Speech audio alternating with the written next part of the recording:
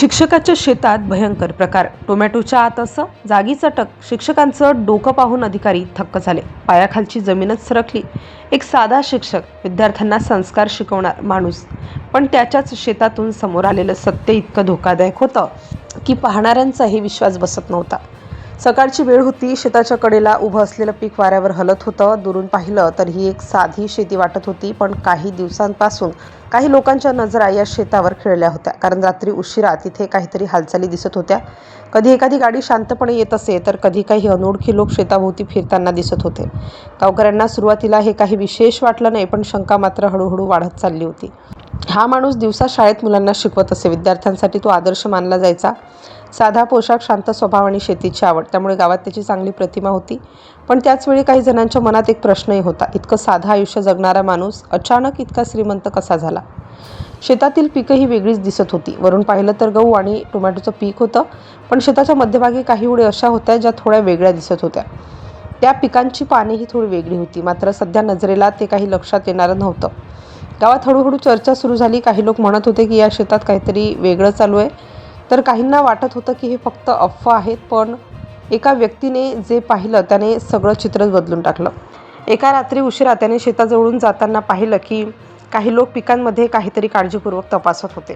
ते साधं शेतीचं काम वाटत नव्हतं. त्या लोकांच्या हालचालीत एक प्रकारची गुप्तता होती.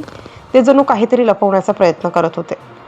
ही माहिती हळूहळू लोकांपर्यंत पोहोचली. सुरुवातीला कुणी यावर विश्वास ठेवायला तयार नव्हतं, कारण ज्याच्याबद्दल चर्चा चालू होती तो एक शिक्षक होता आणि शिक्षकाकडून अशा प्रकारची अपेक्षा कुणालाही नव्हती. मात्र शंकेचे बीज पेरलं गेलं. काही दिवसानंतर अचानक एक गुप्त माहिती संबंधित अधिकाऱ्यांपर्यंत पोहोचली आणि मग सुरू झाली शांत पण गंभीर हालचाल. सकाळी अचानक काही अधिकारी आणि कर्मचारी त्या शेताच्या दिशेने निघाले. गावकऱ्यांना सुरुवातीला काहीच समजलं नाही, पण जेव्हा ते शेताजवळ पोहोचले तेव्हा वातावरणच बदललं. शेतात प्रवेश करताच त्यांनी सर्वप्रथम वरून दिसणारे पीक पाहिलं. सगळं काही अगदी व्यवस्थित दिसत होतं, पण तपास सुरू झाल्यावर काही क्षणातच अधिकारी एकमेकांकडे पाहू लागले.